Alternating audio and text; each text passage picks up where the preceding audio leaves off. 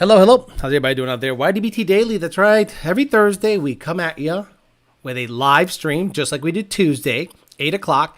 So Tuesday, Thursday, 8 o'clock to 9:30, Sunday, 9:30 a.m. to 11, so that I can have an actual day instead of, because this kind of cuts into 8 o'clock is like prime Toto getting time, and I'm like sacrificing that at least 2 times a week. So today, what we're going to do a couple of giveaways, but we'll talk about that MFP got a big push by Garrett Mitchell, other known as Cletus, installed an MFP crank support in his F-150. And I thought that was very, very smart of him to do.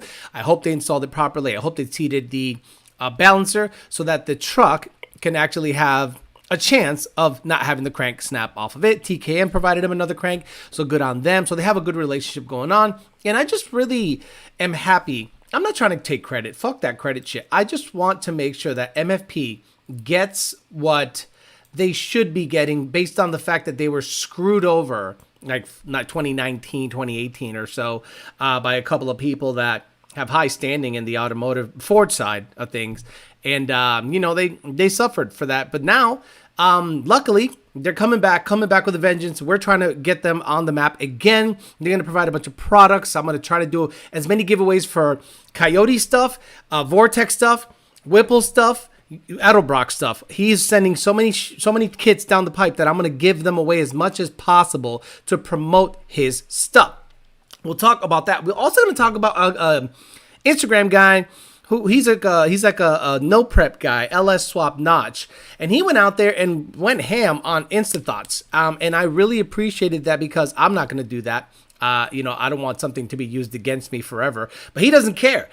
So it was really good that he went out there and basically made fun of the fact that every Instathot on the channel, everywhere. Look, how many of you out there think you can learn something from any female car influencer? Not because they're female. It's because when you're a guy, you naturally gravitate towards mechanical things. So not one girl at all, not one. Do I have not one motherfucker? Please, Alex, please tell me you actually went ahead and put not one motherfucker back on this thing.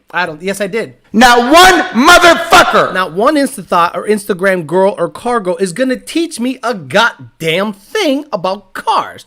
Cooking, maybe. Makeup, like I'm going to apply makeup. But you're not going to, because that's what you naturally gravitate towards. But car stuff, we're damn near the experts. Not experts, but we know way more than Instathot would. And I'll show you the video that he put out there, and I thought it was deadly accurate how these girls act. And then I got a bunch of simps in my fucking Instagram saying, well, Alex, why are you making fun of this girl? This girl's actually a racer. I don't give a fuck, bro. I'm not going to watch any girl racer. I don't give 2 shits about girl racers. I go, cool. Can you cook? How are you going to treat? You're going to rub this shoulder? You're going to rub these feet? That's all I care about when it comes to females. Not if they're going to go fast in a car. No offense. But when it comes to car shit, I look at people who are the best in the industry. Not the people that are mediocre but have a really, really big dumper. It's not really my interest. So we'll talk about that, and we'll talk a bunch of shit and give away a bunch of stuff once we figured everything out. But once Mr. Bill O'Reilly says so to the people, we'll get after it if I can find it, because I am lost. I'm totally lost. Holy shit. Okay. We'll do it live. Okay. We'll do it live. Fuck it. Do it live. I'll write it and we'll do it live. Fucking thing sucks. Yeah. Coming out to PMAS. Big James to PMAS. But by the way, guys, you guys don't forget to pay your bill. What the hell? DNA Performance, DNAperformance.com. PMAS. Big James to PMAS. Parts Farm. Do you owe me some money? PartsFarm.com. Thank you very much for coming back, getting me paid. 2 Auto Solutions. Army's on toast. Him and Alec Bledsoe seem to just hit it off, and I'm so happy that he is now working with legit people. Calimer Transmission, CalimerTransmission.com, Calimer Transmission on Instagram. Corvette is going up there on the 21st. So's the Fairmont. Belak! That's right. Damian Barato down in Miami. He's going to have a Super Bowl party. I'm not going to go, but thanks for the great deal on the wheels. MFP, Australia, main port performance, crate support, phenolic spacers, radiator holder thingies, and a bunch of other billet parts. Check them out. Yeah. Oh my God. I have a headache. I have such a crazy headache. I got coffee and everything, and it didn't do a goddamn thing. So I have a pretty massive headache, but we'll get after it and talk some shit with you people. 2000 MCR, D-Rock, Fox, NDLE, Clip Clop the Horse, Andy, Ali again, Bryson Wick, Gallo Bravo, Teacher Skorsky, Vic, Leadfoot, EPA's in the house, Bogdy Luxury, Jose Garcia, Coyote Fury, B. Lavesh, Holy Haram says howdy. Omar, 1, LE, Osmond Condi, Dane, Michael Rodriguez, Stewart, D, Nitrogen Bias Flash, Ray GT, Mustang, Bryson Witt, Holly Hiram again, Anthony, Maki Mock, Reflex GS, Kevin Bisco Chea, Josh Roy, The Black Box, says FLKA, FAED, Carb, FKR, and FWR. Man, that is, we should just make shirts with that. The Black Box says FAED Carburetors. I got it. Holly Haram again. 2GZ Fox Buddy, The Black Box, Donkey Mac, Holly Haram again, Holly Haram a bunch of times, Colby Mendoza's Coyote, Dustin Garrison, Matt Oliver, Anthony, Granny Macchiato Liquor, Johnny Go, Freedom Rider, Granny Macchiato Liquor, Not So, Saving the Crank, Brian Whitley, Gregory Elvich, JD Swag, Brian, oh, there goes my alarm. Check it out. There's my alarm. You know, I don't know how I have my own little laundry in this tiny one studio apartment. There isn't a whole laundry room or anything. It's just a random buzzer going off. Mini by Batman, Mendoza's Coyote, Michael Locks, Anthony, Johnny Trans, Mini by Batman again, Oscar Hernandez, Noah, Jonathan Prince, Tanner Malak?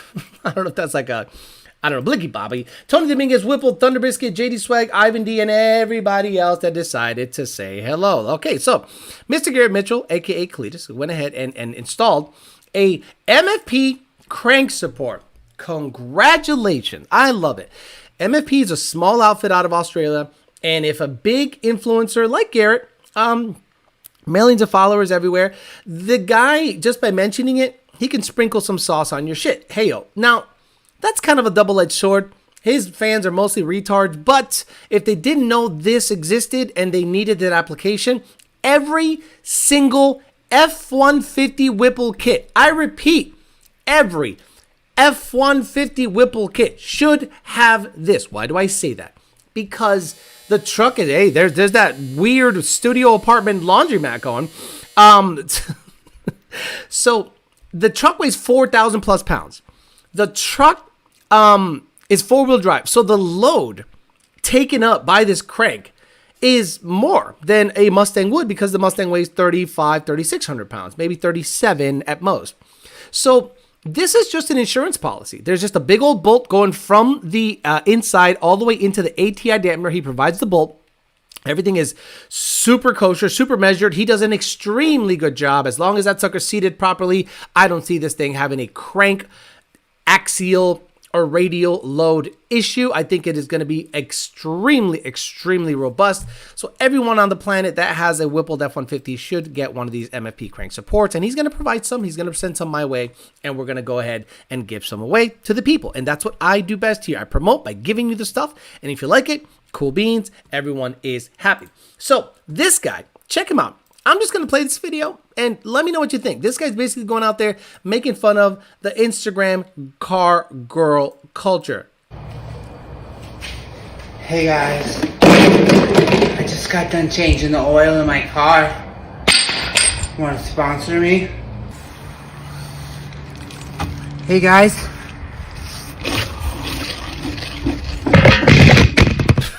Just got done changing the racing tires on my car. I dropped my wrench.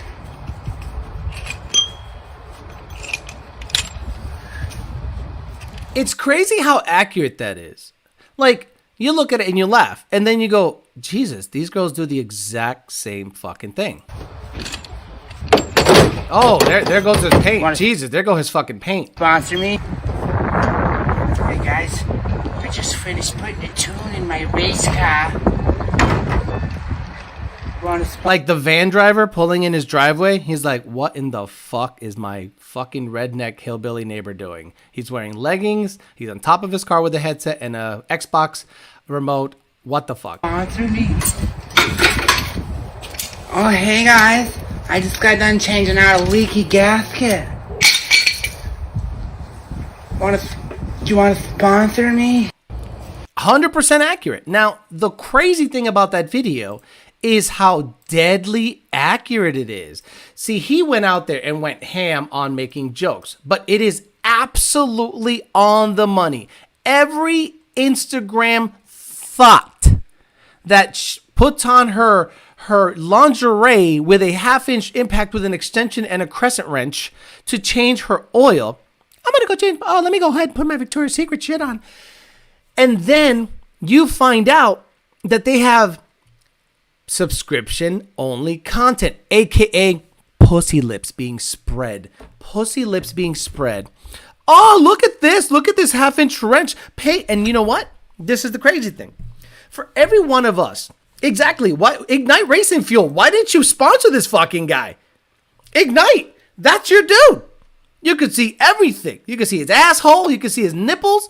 There and he built his car, and it's a fast street car. Will you sponsor him now? Oh, baby. Stupid. So when you do some digging with these Instathots, you're going to find out that there's a lot of girls that just do car content because they just want to put out car content. Nothing wrong with you. Nothing wrong with that. If you're a girl that looks good, but you don't fucking wear leggings and pussy fat is showing from the back, nothing wrong. You are not part of this. You're not an Instathot. So take your shit away. But the girls that do and show their ass and tell you that they know how to rebuild cylinder heads and know how to, size up the spring and put the right seat pressure on the valve and blah, blah, blah, you are lying. You are lying. You're sexualizing your content. And this guy, by making fun of everything, actually highlights exactly what they do. What he didn't do is Big Daddy Patty. I don't want to say too much. So you're gonna go ahead and figure out that most of these girls don't know a goddamn thing. Their boyfriends are online pimps, and all they're doing is providing that so that they can get parts. Like, how many times do you think this guy who has a hot girlfriend says, let me put her out there so that he can get the cylinder heads? He puts it on his car, puts his girlfriend in front of the car, and he's like, I don't give a shit about her. Her ass is fine. And I'm gonna use her to get car parts and then dump your ass. Guess who keeps the car parts after he dumps your ass? You got the sponsorships, your ass got this and that, but it ended up on his car. So this guy, all he needed to do to complete the issue that we're having with these Instathots is say that, hey, click the link for some extra content just for my paid subscribers. Because what happens is this: for every guy that criticizes it, there's 30 simps paying $5.99, $10.99, $20 to get one-on-one sessions. She gets a ring light, and she gets a Sawzall with a dildo and puts it on auto and just fucking sits on it. And I'm like, oh, okay, so that's what's happening. Look at what happened with Woman Driven. Like, that woman literally put not even snap-on wrenches. They were like General? Like, what are the Pittsburgh? They were Pittsburgh. Like, I hope she dunked them in some kind of antiseptic or wiped them down or something before she stuck them up her twat to go, oh my God. I wish I could reference that video, but I can't because it's obviously, not friendly for YouTube. But that's basically the crux of it. Once you sexualize your car content, what's the end? It's getting stuff shoved up your vagina for likes and clicks. And don't tell me that that's not how it's going to be. Are any of you watching, and maybe we're going to skip around. Does anyone care that there's Top Fuel cars in Bradenton? I want to be honest with you guys. The only people saying anything are the people that are promoting it. But the general consensus is that, the general public doesn't care. Because when a Top Fuel event comes to your town, there isn't a lot of social media buzz. There's a big race happening down there. I don't know if it's Top Fuel rules or funny car rules. What is the rules? Is it unlimited? Is there some kind of situation where what is the sanctioning body? SCAG is the promoter, but what rules are they going by? Because when I look at the clips, I'm like, they're running the same times they're running the same exact times they'd be running at an NHRA event. So basically, it's NHRA with just a different name. So I went, well, why the fuck am I going to watch that? No offense. Why the hell am I going to watch that? I watch Top Fuel, on replay. I never watch it in person. It's cool, but it's I I just don't go out of my way to like say it's so badass. Maybe it's badass because it's happening in Bradenton. Okay, you could say that. But in general, it's not badass. It's nitro, funny car, crazy stuff. And I'm like, like there is no real buzz about it. Like it doesn't come across naturally across my feeds. Like what comes across your Facebook feed if you follow certain people in certain groups and certain crowds? What came across my feed the most was GM and Honda with the fuel cell stuff, the hydrogen fuel cell stuff. But like that dragzine, whatever, like no buzz. And I'm like, boy, like I wonder if depending on that, a lot of people are gonna show up because look, it's fucking Bradenton. Have you been to Bradenton? Ain't shit there but the track. Ain't nothing there but the track and a bunch of ridiculous, overdeveloped areas. Like stupidly overdeveloped, crazy, like mini towns popping up everywhere. And now they want it to be bougie and nose up in the air when Bradenton's like a hillbilly redneck fucking town. That's all it was. So now the people that live close to it, oh my God, could you imagine what they're hearing right now when they're doing testing and qualifying? Could you imagine the noise that these top fuel funny cars and dragsters and pro stocks are doing? I like the pro stock stuff. That's the only one I would watch. So I'm just like, okay, cool. But like top fuel, I go, I just can't, because I can't relate. And I honestly, it's not on my radar. So are you even watching that stuff? I'm not. But if you are, cool. And if you're a fan, cool. Someone like me, for some reason, I just don't care. Like, I don't care about Heads Up Racing anymore. I told you guys that. I know Alec Bledsoe in the interviews like, I love Heads Up Racing. I'm like, you're young. You'll figure it out how much it fucking sucks because there's no money in it, bro. There's no money in it. There's just promote your product, do a test and tune, sell parts. That's the best way to do it. So we'll talk about whatever you want to talk about. It's free reign. I put up a poll. We're going to give away the 1320 ported manifold. Here it is. Hold on. He gave us gaskets. Look at that. He gave us gaskets and a lockout kit. So he has a lockout kit in there. So you can lock out your IMRCs. The manifold is brand new. Like brand new. This isn't old. This is brand new. His little porting thing on it. And it is a ported manifold. You can see inside. He hogged it out. And he actually seemed to do a pretty good job. I've seen a lot of stuff in the ticket system where they hog it out too much here, and then the gasket doesn't seal properly. What I like that Jason Teixeira did is he left a lot of meat there, and he basically just polished up some of the areas. He opened up and removed the ribs from here, so he seemed to do a pretty good job. So if you like ported manifolds, brand new ported manifold from 1320 Junkie, and hopefully, you know, we can get it given away today, or we have the MFP crank support for GT500, $1,000 value. So whatever you want to do, or this is the C&D Autotech clock spring kit. Basically, it's 3D. I think they're 3D printed paddles, or I think they're metal. They're paddles, and you basically hook up two buttons on your car, and this is your trans brake and your bump, or trans brake and line lock, whatever you want to do. But I think it's a trans brake and I think it's just a trans brake and a bump. So there you go. So we can give that away. So we have two of these. So I can give them one away today and then another one another time. One ported manifold. And I still have two MFP crank support. So I put up a poll at 9 o'clock. We'll see which one is winning. It looks like the 1320 manifold. It is a runaway winner. So that's probably what we're going to give away. I'll put it back in the box, ship it to you guys tomorrow. So very, very cool. And I already shipped the other two parts out to the people. Kristen says, you're my favorite Mexican YouTube fool, and it's $250,000 payout too. Yeah, whatever. I'm just here for the gaps, to be honest, says Rosa Melano. Mikey D says, do you know she's selling that custom shift knob on her OnlyFans? And, you know, a lot of women are confusing that OnlyFans money means that you have, like, high status. If you're a hairdresser and you make $100,000 a year, let's say you're a hairdresser and you have a salon and you rent out 3 chairs, and then your clientele, the sum of all those equals $100,000 gross income, not net, gross. And then you can expense everything. That doesn't mean you should be dating an engineer that makes $100,000 a year. No, you're a fucking hairdresser. Just because you can afford nice things does not put you on the same level as a man that makes $100,000 a year being a professional.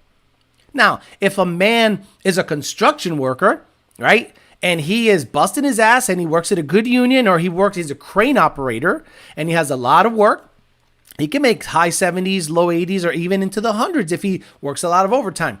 That guy can date a hairdresser. But just no different than that guy that makes $100,000 a year can date a female engineer. They're not going to have nothing to talk about, just like a hairdressing woman will not have anything to talk about with a male engineer. So OnlyFans chicks that make $150,000 to $200,000 a year, you think you are now like should be dating doctors? You think you should be dating doctors and like lawyers?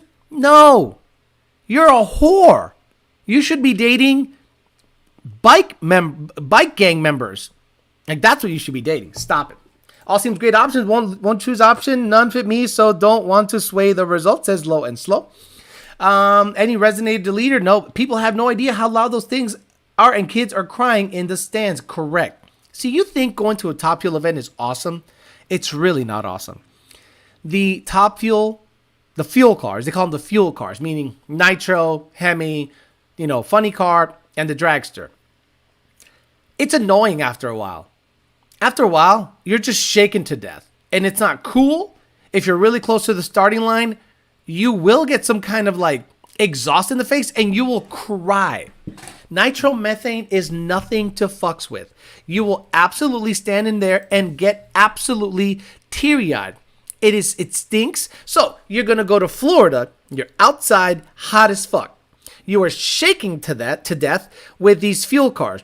And then you might be crying because the nitromethane is making you cry. What the fuck is good about that? I'll stay my ass home and watch it on TV. Fuck all that. I'm a civil engineer, says 11-second eclipse. NHRA Route 66 is the Olympic Stadium of racing. Cool when I was young seeing Top Fuel for the first time. OnlyFans is big money, 304 status. Alex just said good and union. I didn't say all unions are bad, but let's say he has a good job and has a good union that actually does it. Well, look, let's be honest. Unions is just fucking money laundering, right? It's just mob money laundering. So, like, how do you think a lot of these buildings were built in New York City?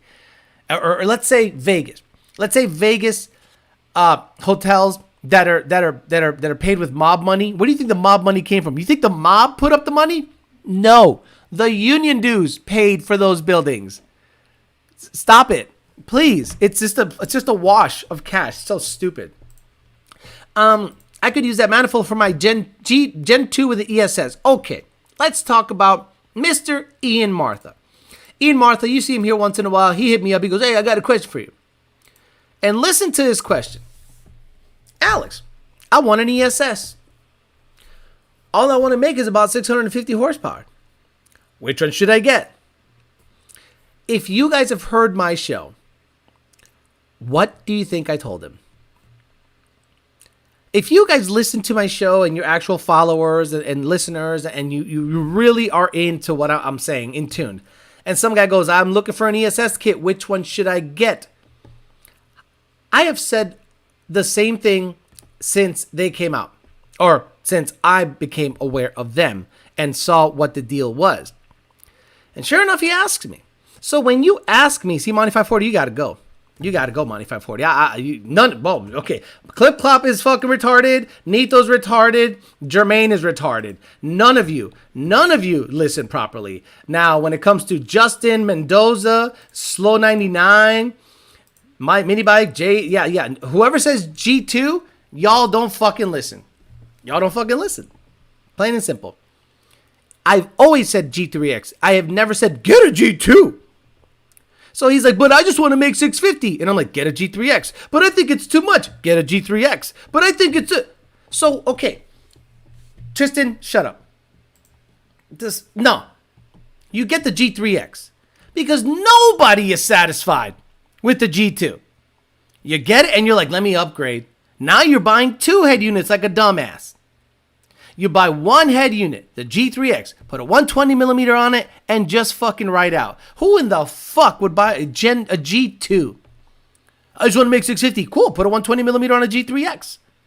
But. So before you ask me a question, if you're gonna fight me based on my let's say recommendation, then don't fucking ever hit me up for my opinion. Like if you ask my opinion and I tell you my opinion and you say, but what about this? Fuck you. Don't go, well, what about the... I told you what you should do. But I told you what you should do. Why are you fighting me? I only have 7 or 8 years total in the tuning game. I've probably tuned 5,000, 6,000 cars. I've probably tuned 800 to 900 ESS kits. Parker Performance says, you let it live with headroom until you're ready to upgrade and go faster because it won't be long. Right. Who said I just want to make 650 and then all of a sudden they're shoving a 110mm pulley on it and 260 GT? Me. I was like, 650 is fine. Then I was bored because you're used to 650 and 650 ain't shit in Florida. You can barely beat a Hellcat, barely beat a stock Hellcat with 650 wheel. So if you want to destroy Hellcats, or heaven forbid this guy actually put a tune in the 85 on his Hellcat, he's going to fuck you up.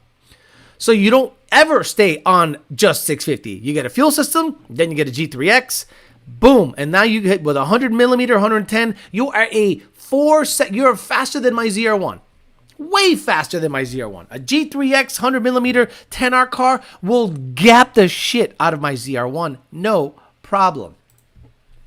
We were talking poverty horsepower levels exactly. Matter of fact, 2 torque storms exactly. G200 Coyotes like an A-trim on a 5-liter Fox body. They know the answer at that point. They just want to argue. Exactly. They just want to argue. But what do you think? Shut up. Don't ask me what I think. Just fucking do it. I'm surprised you didn't tell them to go to the 2.3 TVS at that power level. I like the 2.3 TVS because it whips up hard and I can go low 9s with it. You can make enough boost with a Gen 2R, to blow up the Coyote. I think the 2650 is for race applications only. I think anybody that says upgrade to a 2650 and you're still on pump gas, you're an asshole, stupid, and gullible. Nobody should be rolling around with a 2650 on pump gas. I go, why'd you do that? Why'd you do that? I currently have a customer with a Gen 3 that blew up with an Odin. I'm like, what?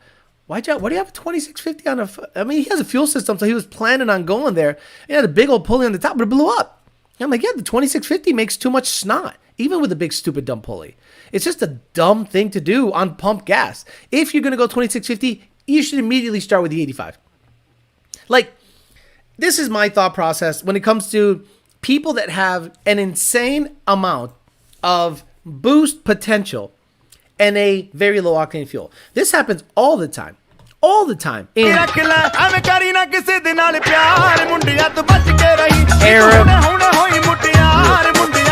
Arab, Persian, you name it. You know those people that complain about racism, black people? They don't complain when I play the Indian song. They think it's hilarious. So when I get a customer and it's like Odin or Edelbrock 2650 or Gen 3R, and then it says fuel system 93, then the 85. So that means this fucking weirdo wants to actually have a pump gas tune. So I go, okay, here you go.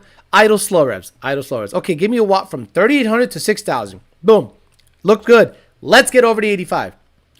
But wait a minute, Alex. Don't you want me to go to 7,500? No, I don't. Why? Because the amount of boost the car made at 6,000 RPMs is the most it should ever see on pump gas. 10. So you want to rev it higher just cause and finalize a pump gas tune with a blower that can make 1,200 wheel. No. What I do is I look out. Most of my job is throttling back the ridiculous expectations of the customer. And if you are shops and you're telling your customers this thing can handle 900 to 1,000 all day, stop lying to them. A stock Gen 2 and a Gen 3 cannot handle 900 to 1,000 all day. It can see up to a peak of 900 to 1,000, but this all day situation makes the customer think that they can be watt all the way down the fucking highway at 1,000 wheel doing, 60 to 180 pulls. And then they wonder when they let off, there's a trail of smoke behind them. And the rod said, "What's up, buddy? It looks like you need some curtains on this block." So if you're a shop and you're uttering the words all day, 850 to 1,000, all day, 900 to 1,000, these coyotes are they're fucking badass. You're lying. You're an absolute fucking liar. You have to set the expectation to the customer. You have to talk to them like they're a child and say, "Sir, this is what I would do if I were you, okay? This is a stock motor made by some union asshole. And who the hell knows if the rings are on good? Who the hell knows if the guy cutting the pistons did a good job and didn't fuck up or didn't walk away from the machine or didn't wipe his ass or didn't check the tolerance? This is a mass-produced motor. This is not a race engine. Yes, you see guys going great numbers, but this motor is mass-produced. So if I were you, I'd keep it under 800 for a long life." "But I saw this guy make 1,000. Cool story. Can you afford to replace it? No. But the problem is this. Shops generally, and I'm not talking to people that are here, but shops generally use their customer to pump up what the shop can do. "Our customer came in and we provided him a stage 8 package. Our transmission, our this, our our custom da-da-da-da-da. And it made 1,000 wheel." Customer's like, "Fuck yeah, 1,000 wheel, sick. Here's the keys. Vaya con Dios." Customer goes, "What?" Loves it. Takes a right, goes what? Loves it. Takes a left, gets on the highway, goes what? Rod jumps out the bitch. And they go come back. "What the fuck happened?" "Oh, well, it's a stock motor. I mean, no, motherfucker. You were sitting there fucking singing this praises. You were singing the praises of this Coyote motor. That is just the baddest thing on the planet. And you handed the keys to me with a pulley that made 17, 18 PSI. And now when it blows up, it's on me? No. You got some responsibility. You're out there popping off on your cocksucker saying, 'Oh, our shop built a 1,000 horsepower deal.' And me, the tuner, is like, 'Dude, stop. Please, lower the boost. You're going to blow it up.' But you know what? These motherfuckers just want to keep on going, keep on going, keep on going. Elva Galarga. Jake is a perfect example. Made 1026 with a turbo kit that sucks off less power than a blower and then turned it down to 800. Still driving it to this day. To this day, Jake is still driving the thing around. He hasn't had an issue. He's just chilling, and he's not really, the transmission isn't doing great. But to this day, that motor is chilling. Stock oil pump gears, stock crank sprocket. Has gone racing a couple times with his boys with about an 850 horsepower level. Transmission looks like it's hurting a little bit, but the motor is fine 2 years later. How many of you know of a guy that got his car done 2 years later, the motor's still okay? Let's say, do you know anybody ever that made 1,000 horsepower on a dyno and then the motor lived for 2 years? Not many. Most of them blow it up that spring, that summer, or that fall when the air gets really good. And again, when the air gets really good, shops, you guys are the ones that they think know shit. Most of y'all regurgitate what the tuner tells you.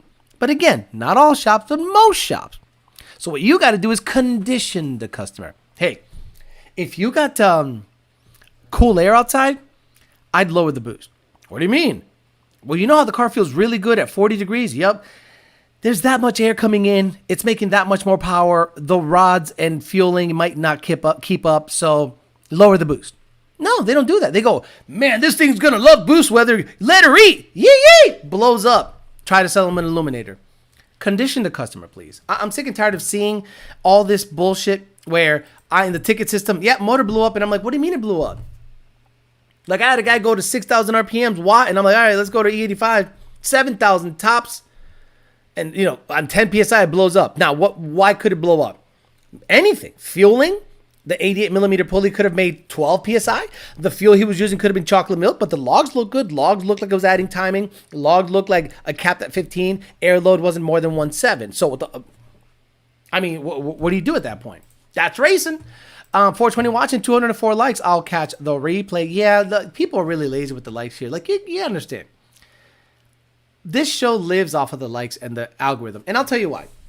So when I start the show, YouTube asks me, is this video made for children? You have to hit no.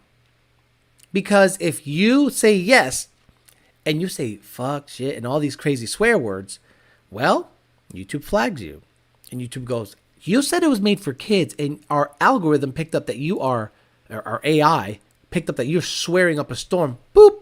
Bye-bye. There goes your channel. You are putting out bad content to kids. So I purposely throttle the fucking show so that kids don't get pushed this algorithm. The only way you see my show, if you're a minor, is if you log in. Like if it's not verified to your account that you're a adult, it's going to ask you to log in, and it will not recommend my show to you because I have to self-censor and say this show is not made for kids. So I am throttling back my own show. The way the show lives is off of likes.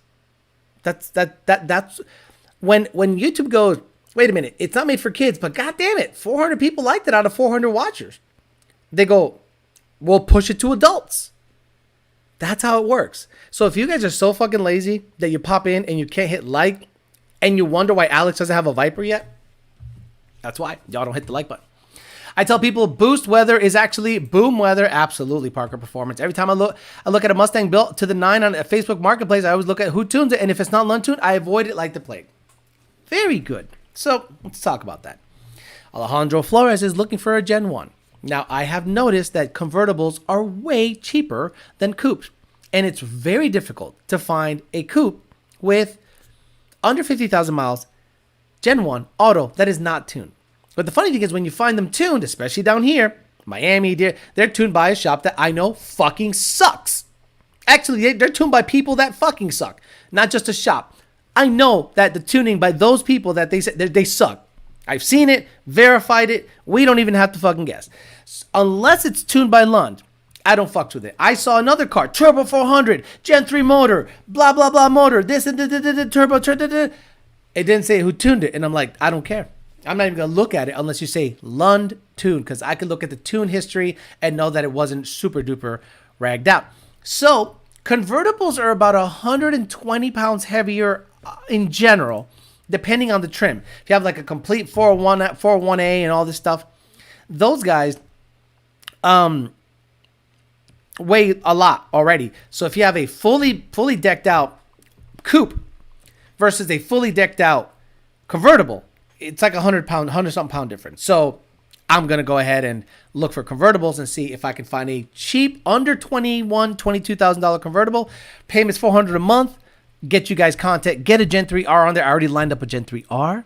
I already lined up a rear end. I already lined up a transmission. I lined up a converter. Guys, I got every fucking part. You know why? John Lund Sr. has all the parts. John Lund's like, dude, I'll give you all this shit. I got a converter. I got a trans. I got a drive shaft. I got a whole rear end built, spool, the whole shit. And I'm like, absolutely, let's do it. Let's go low 9s with the Gen 3R. And we'll see what happens. And we'll see how long the stock motor lasts. I'm expecting it to blow up. But I'm going to put a crank sprocket, oil pump gears from TSS, and do my best to keep it alive. But I'm hoping that I can duplicate as close as possible to Donnie's car and run low 9s in it. Picking the wrong blower during a live question fee. Oh, gotcha. Damn, drop a like so Alex can buy a Transformer Camaro. First thing I do when I open an icon to watch a show is hit the like button. Yes, boost is boost. If you can hit the like button, then drop $3 on an Insta chat. I mean, hey, you're not wrong. Got a Gen 1 manual, $20,000. Need a Lund tune. Someone says Devin is the GOAT. Johnny Trans. Devin is great. Look, you have no idea how difficult of a job Devin and Nardi have. And this is why. Boom. You want to hear an example? This is going to be a show of examples. Yeah, exactly, right? Teach Sikorsky. It'd be cool to have a drop top, to be honest. No Gen 3R. It'll be a Gen 2R. Sorry, Gen 2R. I want to see how quick I can go with the Gen 2R. Because I think a 2.3 is plenty for the stock motor to blow up. And I don't think I'm going to buy a Gen 3. If it's going low 9s, it's going to stay like that until it blows up. Don't buy a used 10-speed Mustang, period. Exactly. So this is a good example of a ticket system issue we come across all the time. Listen up. Customer has an F-150, 2017. States, truck used to be single turbo. Removed the turbo. It now has an 18 ported manifold, ID 1050Xs, and a booster pump on pump gas. Please send me a tune. Nardi asks all the right questions. Nardi goes boom, boom, boom, boom. I go through the history. I see Nardi. I don't even see it until Nardi has vetted the file. Okay, Alex, tune it because he told me everything that's done to it. It looks straightforward. Customer goes, truck don't start. I go, truck don't start. He goes, no, I don't want a manual. I want auto. Truck don't start. I'm like, truck don't start. That's impossible. I go back, look at the tune. 1050Xs, 18 manifold. Make sure everything's cool. Fueling good. Truck should start. He's like, it don't start. It's your tune. I go, it's not my tune. He goes, well, I'm going to go back to the old tune and see if it starts. I go, that's not going to prove anything. He's like, yeah, if it starts on the old tune, then I know it's the tune issue. And then I go, when you had a turbo in it, you should have had to upgrade the map sensor. According to your tune order, sir, you have a stock map sensor in there. Is the stock map sensor in there? No. He takes a picture of it. It's a 3-bar map sensor. And I go, here's a tune for the 3-bar map sensor. And then he goes, actually, I put the stock map sensor back in there and it starts with your first tune. So now I go from sending a tune that he said didn't work, verifying his map sensor, telling him, here's a tune for that map sensor. He removes the map sensor and puts a stock map sensor in it and loads the first tune and it starts fine. He doesn't know, right? He doesn't know, but that's what I deal with times 60 a day. So I'm sorry if I'm a little short with you, if I'm not like super fucking nice, but when Nardi goes out of his way, and Devin, to vet the file, and he asks you, you got a stock map sensor in there, right? And you go, yes. And then I send you a tune for a stock map sensor, and the bitch don't start because it has a 3-bar map sensor. What the fuck? And let's talk about cams. Stop buying custom cams. Thank you, Dixon, for the money. $20. Love that. Stop buying custom cams. Why do you guys buy custom cams? Explain to me why you need to have a custom spec camshafts, because it's 4, on a Coyote that's been vetted. The stock cam can do it all. And if you want to upgrade, we tell you what to upgrade. We tell you what to upgrade it to. Some people don't like that. Some people go, I want to custom spec out my cam. Why? That you're going to custom tune it yourself? If you're going to custom spec out your cam, then custom tune it your fucking self.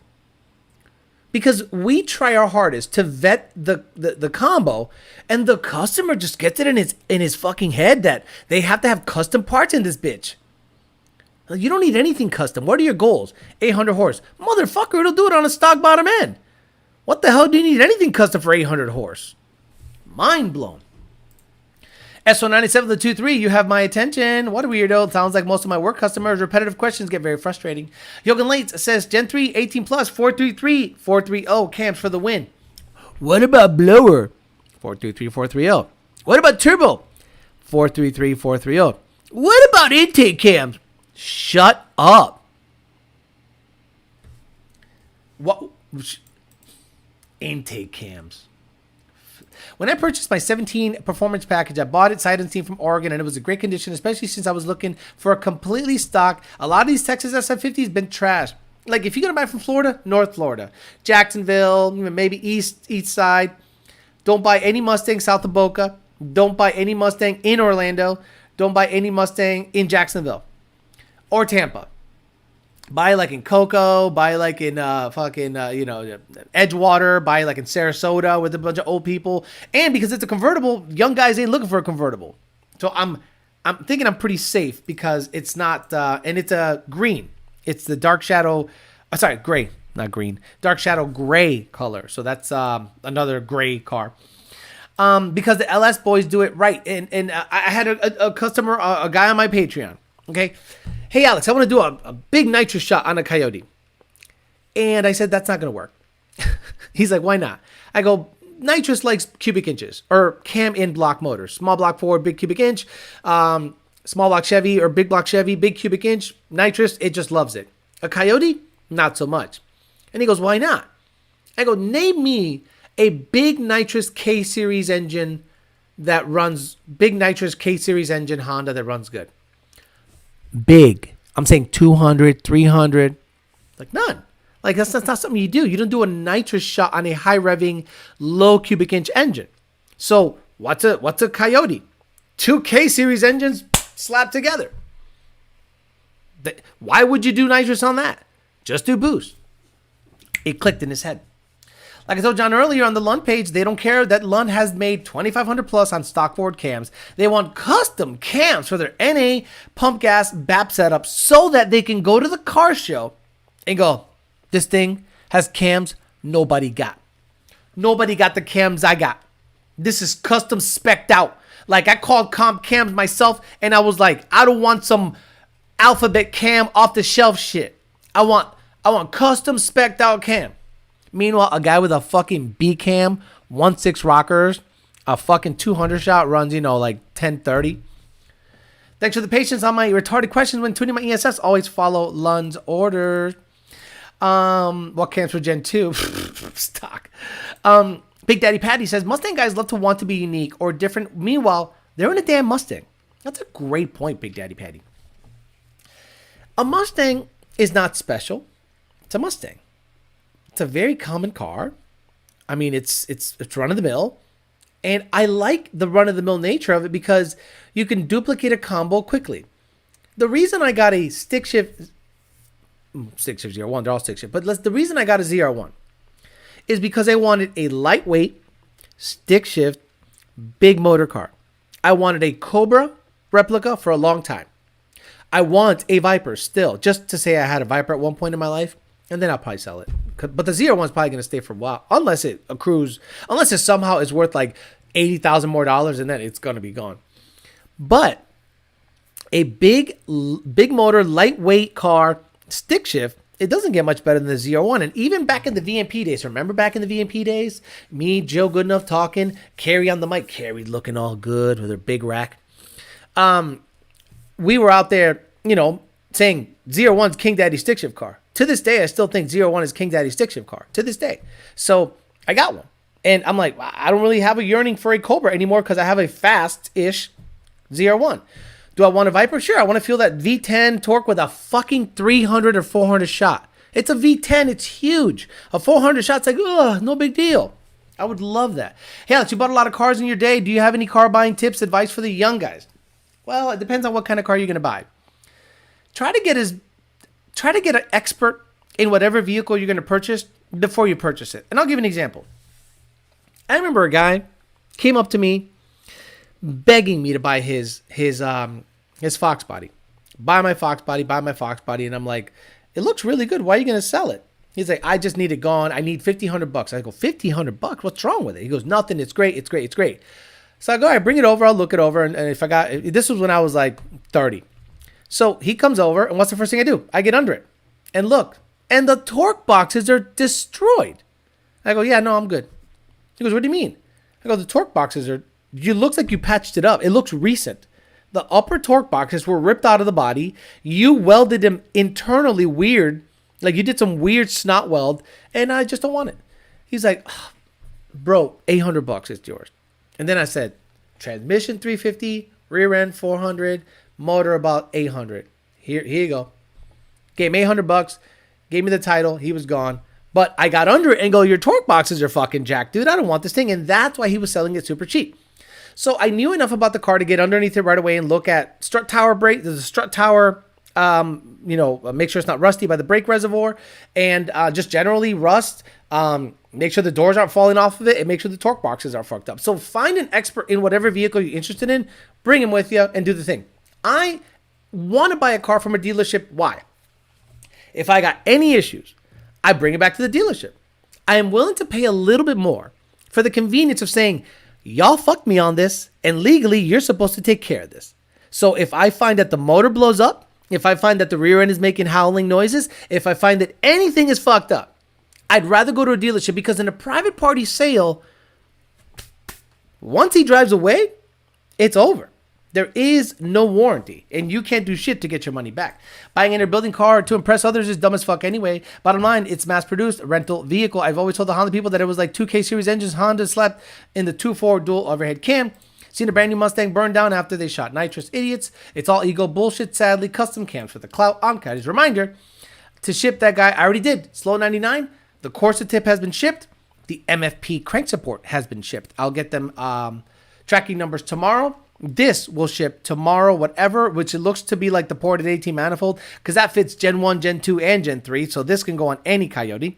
And it's ported from 1320, Jason Teixeira. You know, him and I got together on some $15,000 shit. Good stuff. You know, MFP is still owed that money, so it's going to be a good time. I bought a low mileage S197 and I thought it was well kept. Found the hard way it was most likely. Trail it to the track, and those are all hard race miles. Advice for the young guys, don't get into cars, stack your money, and mind your business. Perfect. I'm not special. You're a Mustang owner. Of course, you're Ed. There's a guy here in Maryland selling an 1101 for $80K. Same color as yours. You got a great deal. But mine had 50,000 miles. That's the only reason. Most of these have 30 or 20. I've seen some idiots making ridiculous statements about how stock Brent's engine after the 6-week win. I don't know if you had a stroke in the middle of typing that or what. Jay Mank, thank you for the money. I appreciate you very much. Florida has a pretty good law to protect the consumer. I don't know and I don't care. I'm just gonna go ahead and get it from a dealer. I'll overpay a little bit to get it from a dealer. So if anything's knocking or rocking or blicking or clicking, I'm gonna go, here you go. Fix it. Coyote's similar to GTR 35 engine. No, it's not. No, it's not. The GTR. Okay, so let's dispel some myths. GTR 35 engine. Images. So the GTR 35 looks to have 2 throttle bodies, and each of them are responsible for a bank, right? So each of them are responsible for fueling one or the other bank. The similarities in a GTR and at dual overhead cam. This thing has individual throttle bodies on opposite sides of the car. And if I'm not mistaken, the manifold feeds into that bank via that throttle body. Meaning I think the manifold individually feeds from each side based on each throttle body. I don't think they intermix. And if they do, correct me if I'm wrong. Because why have 2 throttle bodies on opposing sides if you're going to mix them all in the middle anyway? A la the Mustang. That's why I think the Mustang is such a fucking stupid design. And people don't understand why I think it's a stupid design.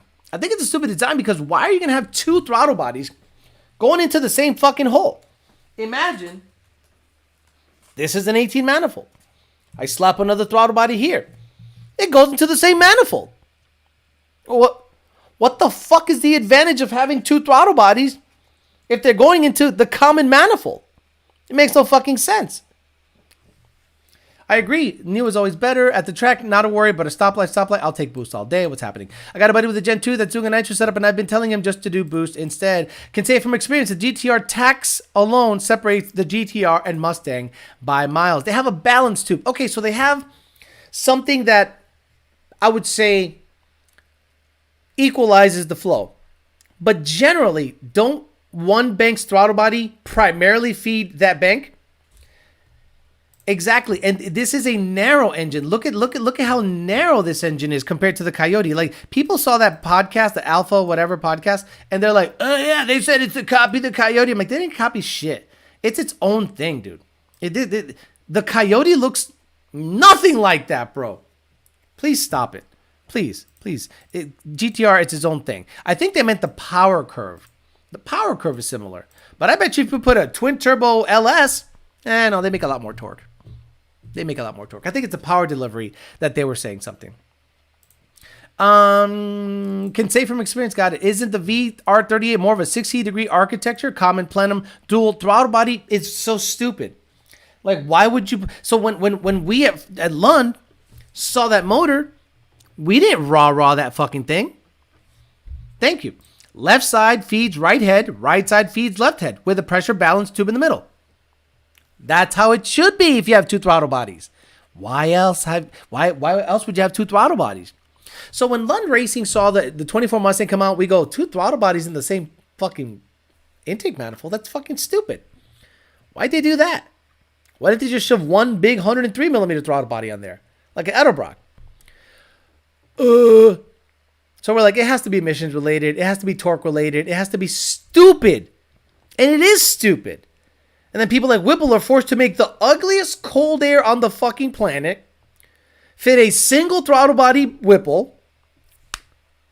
Oh, single throttle body Whipple? Yep. Two cold airs. Why? Because Ford said so. So we think it's stupid. But the parts companies were rawing the shit out of this thing. Yeah, two throttle bodies from my parents to set to cut in. Stupid. Not gonna lie, the two performers Ford GT and Cobras don't care. You're correct, Alex. They have a balance too, but the banks are realistically independent from each other. Why would you double penetrate one hole? Exactly. Michael Locke says 4.8 LQ, twin 6.7 GTR power curves. They don't really make torque till the 6.0. Okay, thank you. Second throttle body doesn't open up until 500 miles. That's very good. Very good. It's funny. Maybe just for the wow factor. No, I think it has to do with emissions and torque.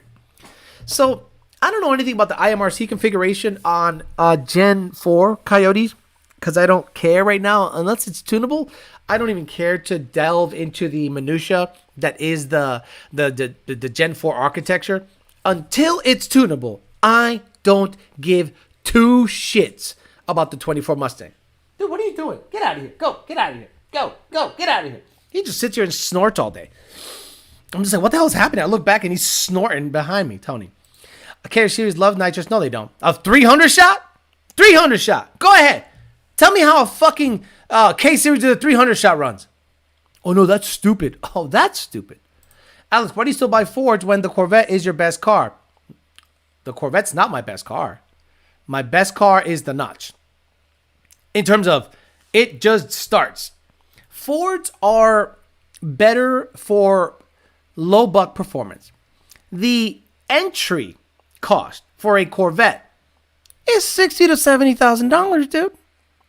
I can build an 8-second S550, $50,000, all in. Car included. 26 for a fucking car, 10 for an Aldo kit. I have the fuel system, but let's throw $2,000 for a fuel system, drive shaft, odds and ends, axles, drag pack. It's like $50,000 all in. 8s.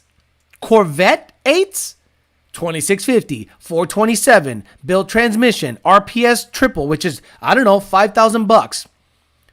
Bro, stop. Don't start with this dumb shit that Fords are shit when you can go faster with less because the motor doesn't have to be touched. A Corvette needs to be touched to make 1,000. Every LSLT any generation needs to be opened up to make 1,000.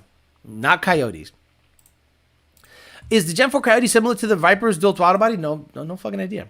Probably keep airflow and power to the carbon traps instead. Late to the shit show. How's it all going? I don't believe the 24 Mustang I have not seen the 24 Mustang on the road up this way. Me neither. The only ones I've seen here are rental cars. That's it. The Caddy is good. Not an issue with the Caddy. You taking Tony to the SA pod? What's he talking about? No, I'm not taking Tony anywhere. Tony's gonna stay with Cheryl when we go to Texas 2K. If we go, Senior is working really hard. Dude, you have no idea how much of a pain it is to do Zeus fasteners. Like, to do them from scratch. And, install them, make sure they're right. And Senior's just, like, losing his mind. Those GTR dudes and Dan Rue always talking out their asses. Not really. MZ, not really. I mean, GTRs are insanely impressive until about 730s or 720s. Let's be honest about this. Because of the GTR transmission, boy, you're going to be into like $200,000 to go 760s, 740s, 730s. But most of those guys roll race. So the launch is not a thing. But I think we're two different worlds. Like, you can't shove a GTR in a Mustang world. A Mustang is a drag car, generally. Roll racing a Mustang is kind of stupid. 10R80s are not reliable, even though that's your best bet. to roll race, but they're not reliable. Whereas a GTR could be cruising down the street on Motec, see a couple of leader bikes, go, you want to roll? Because I'm going to fuck you up. Choose the map, boop, boop, whoa, and bye, leader bike. Whereas a Mustang, you're like, whoa, it's going to do it. And if it hooks, you know, if the transmission decides to shift, whereas a GTR, fully built, is going to do it. Whereas a fully built Mustang, you hope it does it. But now, let's bring it to the quarter mile. GTRs are done in the 7-second zone. When it comes to reliable nature, every single GTR event is a blow-up transmission fest. Watch any Texas 2K replay. They all blow up. When the Hondas come up and the GTRs come up, they all blow up. They got stuff another transmission in it. You know, so drag racing favors the Mustang. Sixes have been done pretty steadily right now. Okay? Justin Jordan did it a long time ago. JPC did it a long time ago. Standalone stuff. Brett, standalone stuff. Stock computer. Lund twice. First with Brian Luna, Mexico Racing League S550 chassis. And now with the Grey Goose. So you could talk GTR stuff all day on a roll situation. And on a dig situation, they're quick until the mid to low mid sevens. But anything quicker than that, y'all got to start thinking about turbo 400s and making it rear wheel drive, right? Every single time you see a GTR running in the sixes, it's rear wheel drive generally, and it's got a glider or 400 in it. So it's a roll car, in my opinion, and it is probably the sickest roll car of them all. And in that tier of race car, this is your choice when you're fucking with $250,000 GTRs. R8s, Lambos. Calvo Vipers, R8s. What's the other Viper company? Shit, I don't want to give them. I don't want to throw any shade at them. What's the other Viper company that builds really badass Vipers? So R8s, Lambos, Vipers, built Vipers, Calvo, and the other company, I forget the name. They're actually really, really good. And GTRs. That's just a whole nother level of craziness. What is needed to swap a Gen 2 Coyote with a Whipple into a Tim? Just leave, man. Just leave. You want to swap a Gen 2 Coyote with a Whipple into a 2007-17 Expedition? You need to just leave this channel. What are you doing? You really want to complicate your life. Nth Moto, thank you. Nth Moto. Sorry, Nth Moto. I don't know if you watch me or not, but I didn't mean to exclude you. Just the name didn't come to me. Then the GTR world record holder said he had over $1 million into his car. Saw it on 1320 video. Yeah, so it's crazy to me. One of the baddest R35 GTRs on the street has a turbo 400 and is rear-wheel drive, and there's only 2-3 GTRs with the factory DCT in the sixes. You make fun of Mustangs all you want, but you could look at some of the Mustangs at that level, and they're pretty damn badass. Okay, let's give away the 18 manifold. That's right. 69, great percentage. 69% of you want the 18 ported manifold from 1320 Junkie. 18% said the MFP crank support, and 13% said the C&D Auto Tech. So let's end. How come I can't end the poll? Why can't I end the poll? End poll. Let me end the poll. Okay, so trivia question. Nothing crazy. It could be anything. It could literally be anything. So I'm gonna prioritize the members. If the members get the answer first, if a member gets the answer almost at the same time a non-member gets it, the member's gonna get it. I'm sorry, that's just how it works. I prioritize them. I apologize. So I'm trying to think of a good. I should have actually thought about that before I went live, but why the fuck not? It's just think it up as I go along. So a lot of you know that I like Star Trek stuff. I'm like a Star Trek psycho, and I've been on this kick where I just kind of watch it in the background while I work. I just listen to it, you know. So what I need to know is what is Data's brother's name? Data the android has a brother. What's his name? He's the evil one. He's evil, Data. So what is, and I don't care about the spelling. If you get it, you're in the same, you're in the general vicinity. What is Data's brother's name? He said Spock. Oh no, nobody knows. Good. This is good. If you don't know, that's good, because the guy that knows is gonna get it. Oh, this is great. Scott Andrews, I love ya. Scott Andrews, lore. Oh, love it. Oh, we got nerds here. We got Vic, Gavin, Pegelos, Scott Andrews.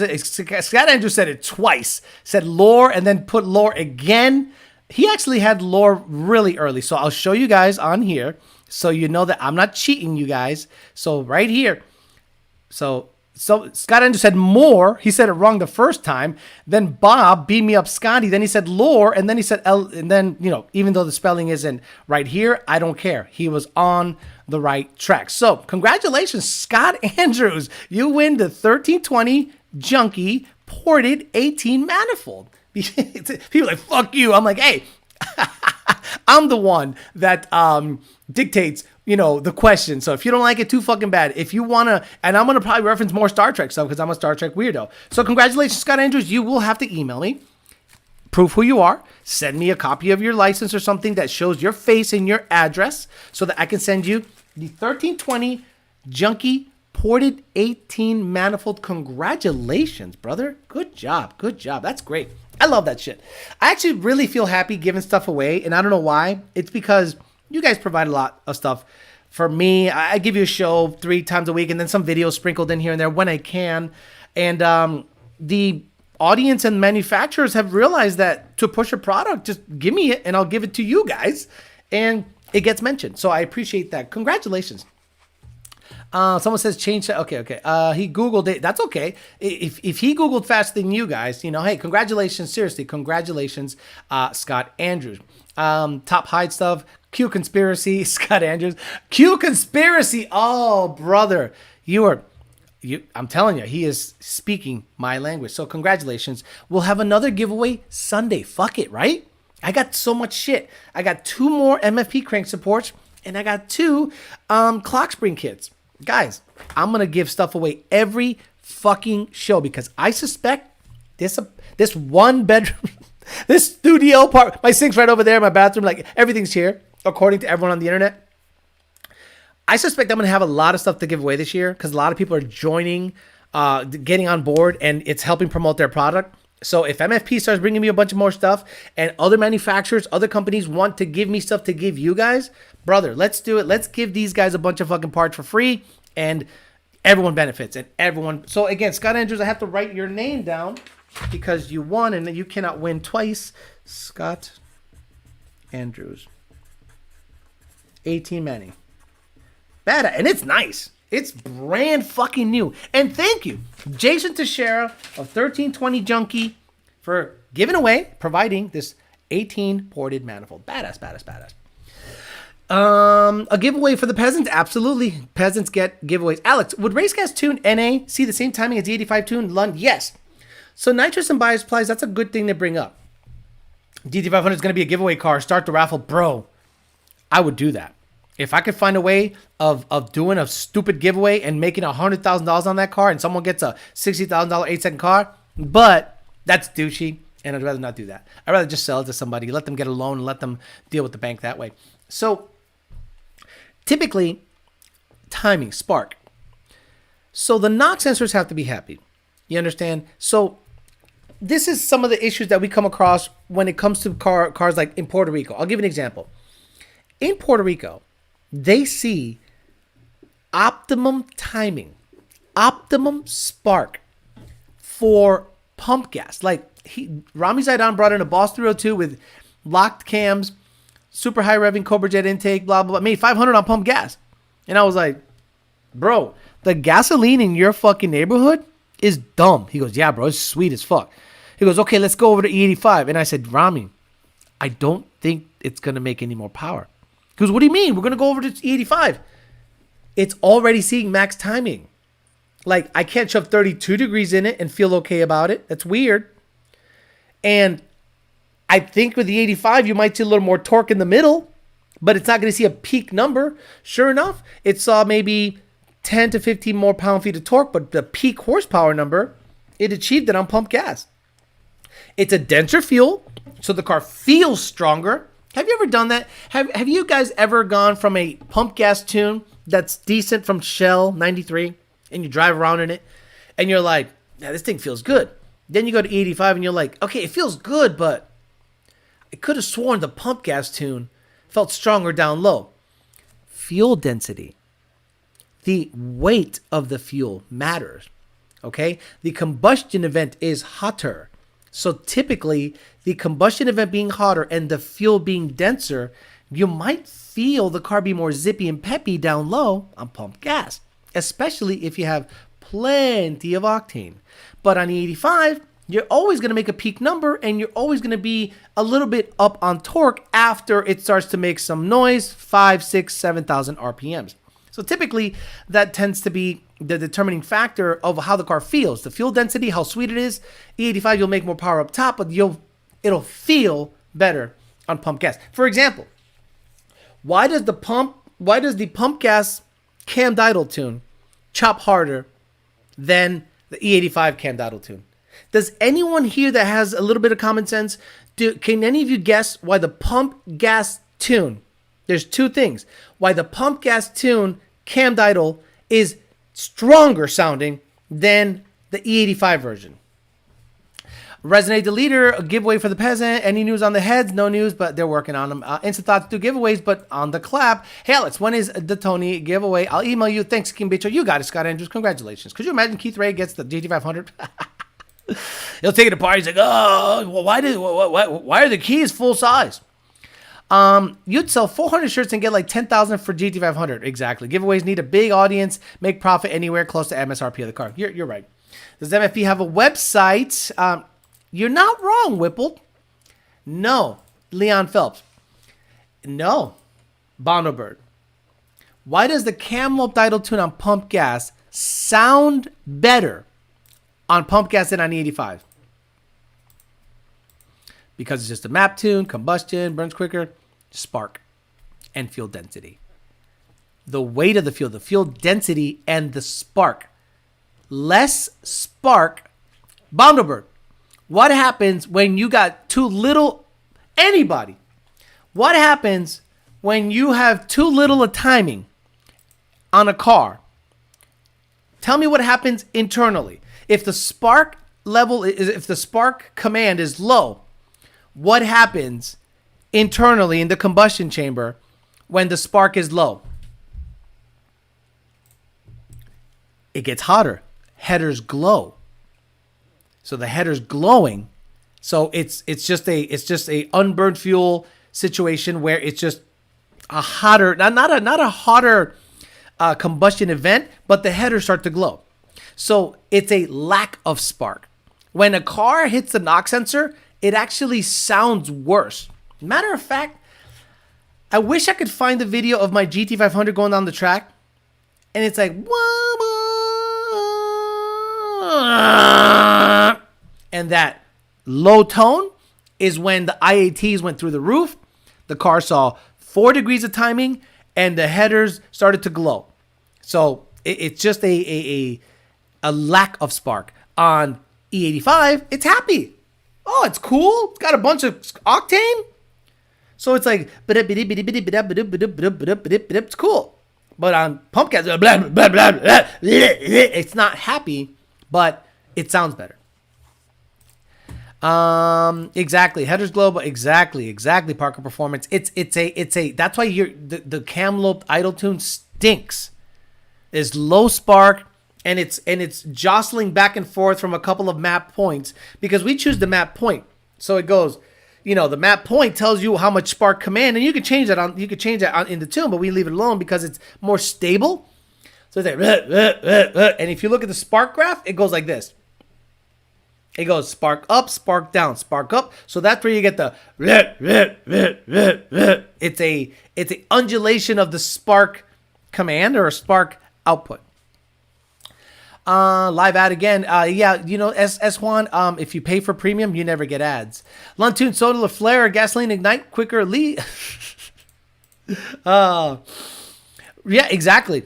Bro, I give away free fucking parts. Look, I don't want to charge you guys for anything. The guys that are members pay a monthly nut of like $2 or $3 or $5. The Patreon members, you guys get your questions answered, so you're paying for that. If you don't like that, too bad, because you guys literally hit me up at like 3 in the morning and I answer. But I'm blown away that, see, my job is not to sell parts. My job is to make y'all happy and make you watch. And if you guys watch because you might win something, fuck, everyone wins. Catch you in the line. Watch replay later. More fuel burning the exhaust, not in the chamber. Exactly. Jake who? Has he got a channel? What are you talking about? It sounds pissed off on 80. It sounds really pissed off on 87 octane. Does the heat go up have anything to do with the combustion happening with the piston being closer to top dead center? You're getting a little too into the weeds, bro. Don't overthink it. Ghost Cam tunes are for virgins. Low Spark. You know what's funny? Everyone loves them, bro. Everyone loves them. Because if you think they're fake, they're not fake. We're just putting the cams in a position that a choppy cam would be just with VCT. Frank DiMaggio says, dropping a like, will catch replay later. Fecal performance, says EPA.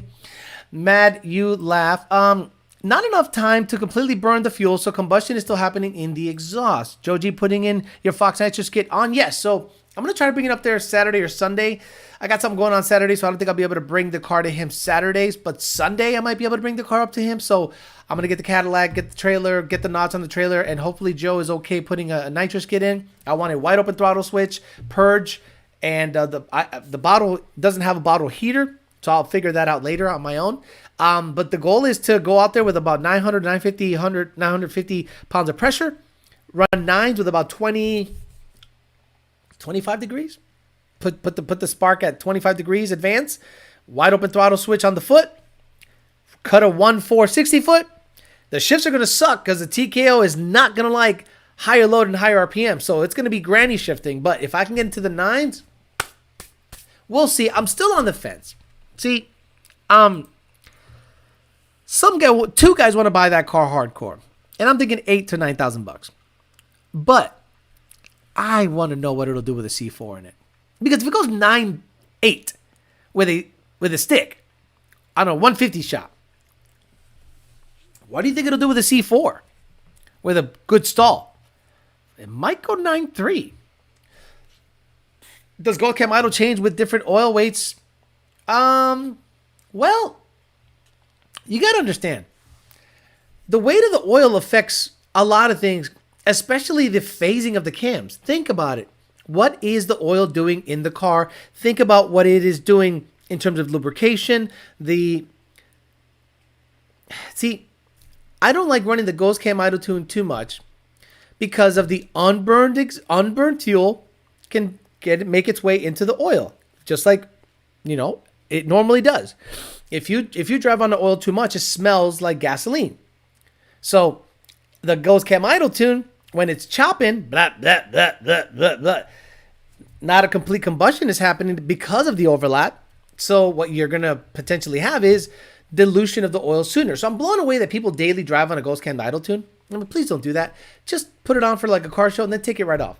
And just drive like a normal fucking homo, okay? But the weight of the oil does kind of matter. If I want idle lope, I'll just put in a lopey cam like a thumper. You're fucking dumb. You are so fucking dumb. It's not even funny. Smash or devour. What happens when you put a thumper cam on a Coyote? You're so fucking smart. Do you think a thumper cam chops on a Coyote? Smash or devour? You're sounding really stupid right now. And you're going to get educated. A mother thumper on a Coyote does not chop. It doesn't chop. La la la la la la la la la la. What do you got to do to make it chop? Overlap it in the tune. Why would you buy a cam to chop with VCT? No, you don't buy a mother thumper. This is how see you don't know what the fuck you're talking about. Like at all. You think there are Coyote cams out there that when you install them with VCT chop? How many cams with VCT chop when they're not Ghost Cam? How many cams out there with VCT installed chop without Ghost Cam tuning? Not one motherfucker. None of them chop unless you make it chop with the tune. So we say the cams on Coyotes are aggressive. They're aggressive cams. So they idle in a phased position, so it's smooth. But if you were to put those cams where they're the best performance at idle, meaning the best performance at 7,500 RPMs, phase those cams at idle, they fucking chop. Alex, he'll just lock the cams then. Yeah, exactly. Dumb.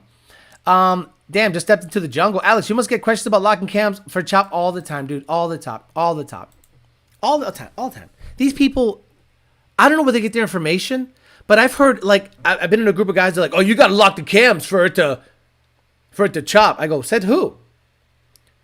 So, okay, let's say Coyote. Gen 1. 0, 0. The cams are at 0, 0 on the data log.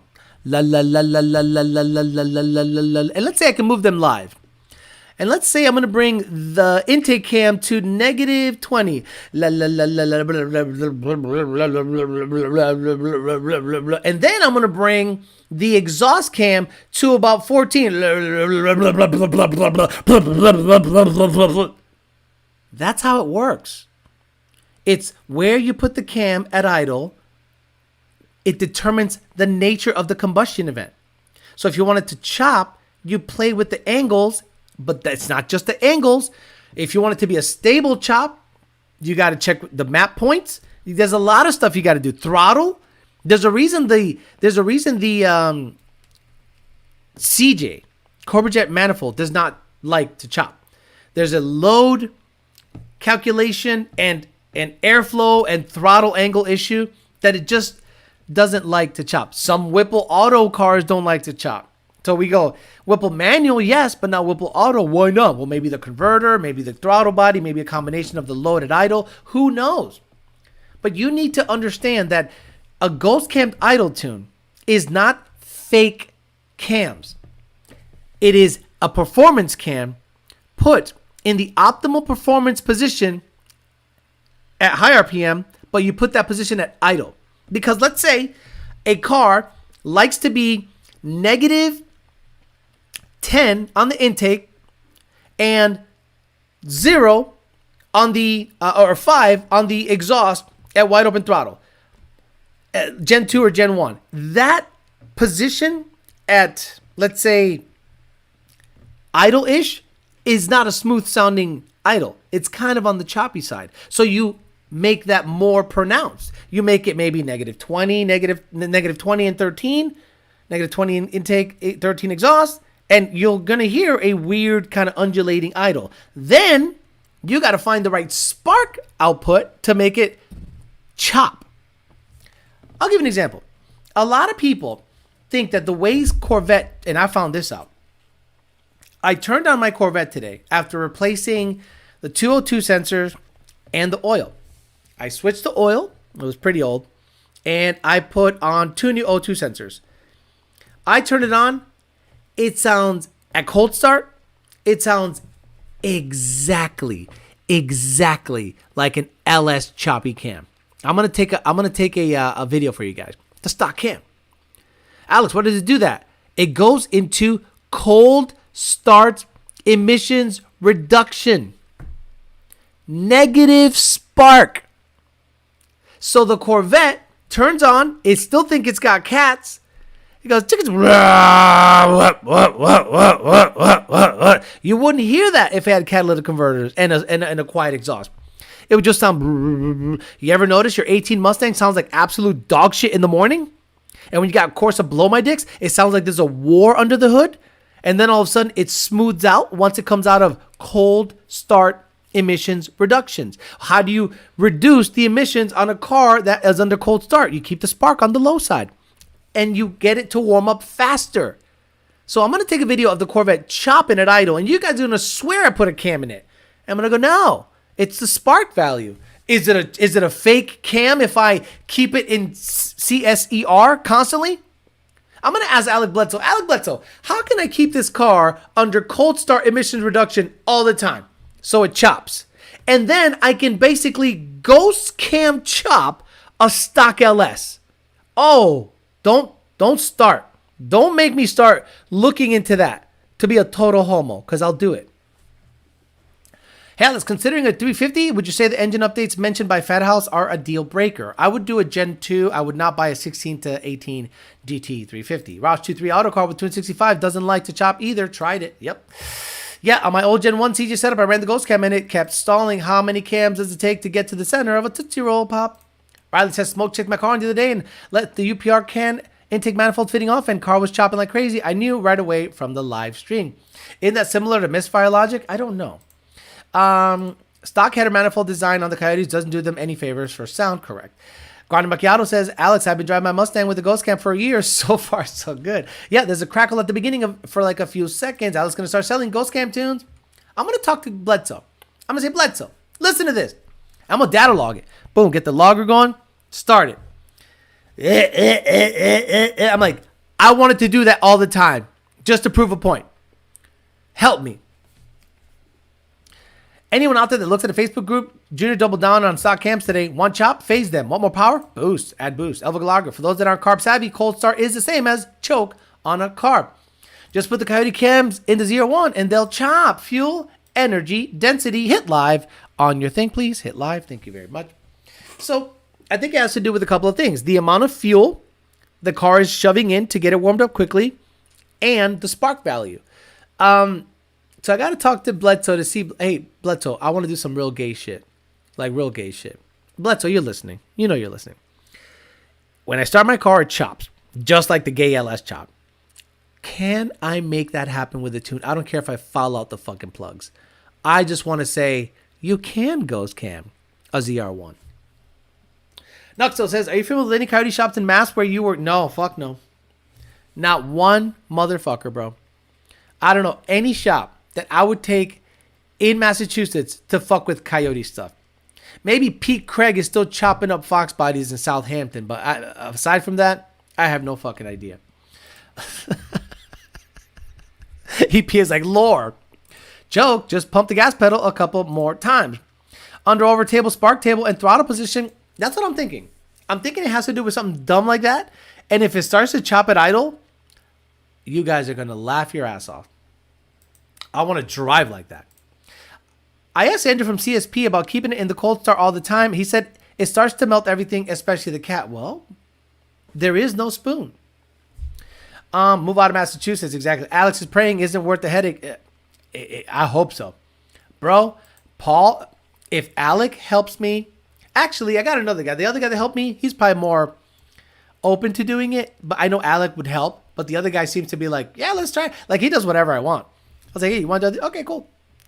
He's like, hey, you seem to be doing fine. You're within the guidelines. You're not doing stupid shit. I'm like, hey, I want to do stupid shit. I want to chop this thing just to piss off LS guys. And they're going to be like, what? I'm like, yeah, it's a ghost cam idle tune. Well, if Alex Flores can make an LS ZR1 motor chop on the stock cam in a stable fashion and ghost cam it, when they say ghost cams are stupid, I'm going to say, yeah, and you can ghost cam an LS car. Can't be gayer than revising your YouTube videos because you lied on the first one, Octane. Bro, you got to love it when the narrative goes from pump gas on Facebook to Octanium on YouTube. Crazy stuff. Any good chassis shops in Mass? Des Racing.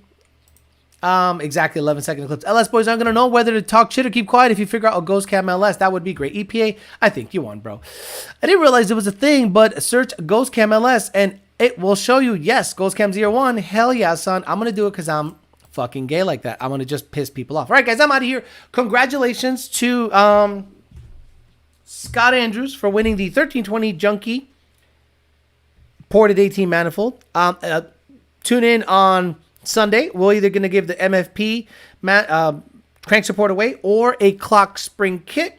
I'm just going to probably do the MFP stuff first because I got that first. And then I'll just shove this down your throat. If you like it or not, you're going to get it. Because I want to help out Chuck Chuck W at C&D Auto Tech. All right, have a good rest of your week. I'll be back on Sunday morning, 9:30 a.m. to talk some shit to the peasants, give away an MFP crank support. Congratulations, Scott, on the 18 manifold. Thank you for the 400 people that watch and 364 likes. That's how the show gets around. So share it, like it, subscribe, become a member, whatever you got to do, or become a Patreon subscriber and ask me questions nonstop. I'll answer as soon as possible. Have a good rest of your day. I'll see you guys on Sunday. See ya. Bye.